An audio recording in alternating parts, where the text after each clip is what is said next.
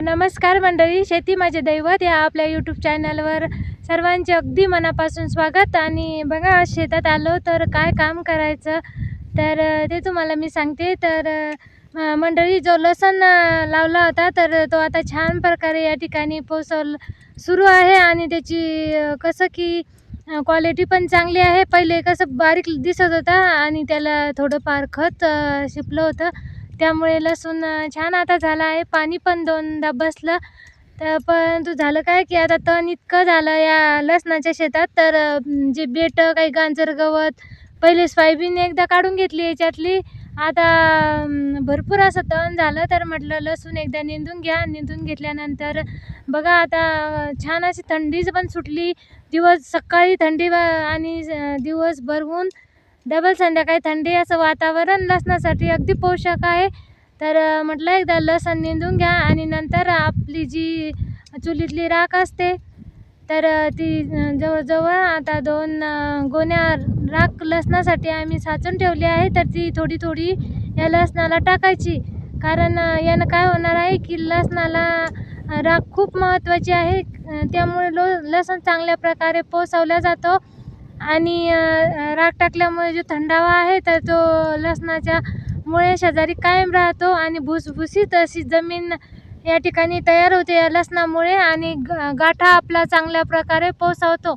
म्हणून आता निंदून घ्यायचं आणि लसणाला राख टाकायची आहे पतली पतली. तर ती राख पण आम्ही चाळणीनं या ठिकाणी चाळून घेतो. कोळसे वगैरे असतात तर नंतर थोडी थोडी फेकून द्यायची आणि मग द्यायचं आहे लसणाला पाणी.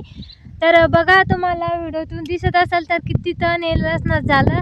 तर आता निंदून घेतल्यानंतर फक्त आपल्याला लसणच दिसेल. तर असं आता आमचं लसणात निंदण सुरू आहे. तर व्हिडिओ शेवटपर्यंत पहा. नवीन असतील तर चॅनलला सबस्क्राईब करा आणि जास्तीत जास्त लोकांपर्यंत शेअर करा. आता कसं की तुम्ही व्हिडिओ पाहिल्यानंतरच इकडे आम्हाला व्हिडिओ टाकण्यातसुद्धा उत्सुकता येत असते. आणि व्हिडिओला दाखवते की आता किती तण हे लसणात झालं. तर हे बघा मंडळी, याच्यात खूप असं तण झालं आहे. तर हे बेट, गांजर गवत, तर हे सर्व आता निंदून काढायचं. आणि निंदल्यानंतर हा लसूण आपला पटकन असा पोसावेल, वाढेल सुद्धा. आता काय झालं की पहिले लसूण निंदला होता, त्याच्यात सोयाबीन होती. तर ती सोयाबीन पूर्ण काढून घेतली आणि थोडंफार याच्यात खत फेकलं. खत फेकल्यामुळं झालं काय की लसूण तर वाढलाच, परंतु तण पण तेवढ्याच प्रमाणात याच्यात वाढलं आहे. तर म्हणून आता हे कसं की याच्यात कोणत्याही प्रकारचं औषध लसणात चालतं, परंतु आम्ही शक्यतो हे शिपत नाही. आणि लसूण आता निंदूनच घेणार आहे. कारण औषधीनं काय होतं, औषध जर शिपलं तर त्याचा अटॅक हा लसणावर येत असतो थोडाफार का होणं. म्हणून म्हटलं आता हे निंदूनच घ्या. आणि हे बघा, थोडाफार भाजीपाला पण इकडे टाकला. तर हे आहे गावरान कोथिंबीर आणि हे शेपूची भाजी, मेथीची भाजी, असे थोडा भाजीपालासुद्धा हिवाळ्यात खाण्यासाठी टाकला आहे. आणि या जे वाफा आहे तर या वाफ्यात कांद्याचं रोप टाकलं. अजून काही ते निघलं नाही. तर बघा मंडळी, असा सुरू आहे आज लसूण निंदणं. आणि लसूण निंदण्यासाठीच आम्ही इकडे शेतात पण आलो आहे.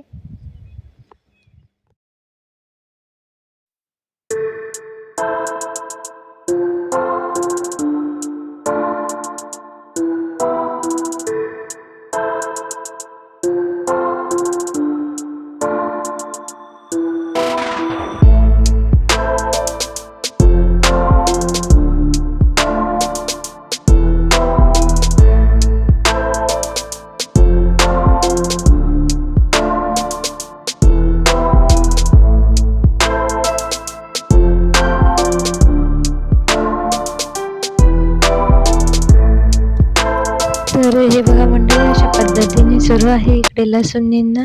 आणि खूप आरामात हा लसूण निंदावा लागतो. कारण की जास्त याला जे तण होतं तर त्याला खूप बेटा असल्यामुळे अशा मुळ्या होत्या. आणि लसूण सुद्धा निघून यायची शक्यता खूप जास्त प्रमाणात होती. त्यामुळे असं खूप एकदम चांगल्या बारकाईने हा लसूण निंदणं आमचा सुरू आहे. आणि कसं की आता हा लसूण निंदणं झाल्यानंतर याला राखसुद्धा आम्ही टाकून देणार आहे. ते बघा आता ज्या ठिकाणी हा लसूण निघाला तर ते जो लसूण आहे तो पूर्ण असा दिसायला लागला आणि आता लसूणसुद्धा चांगल्या प्रकारे दिसत नव्हता.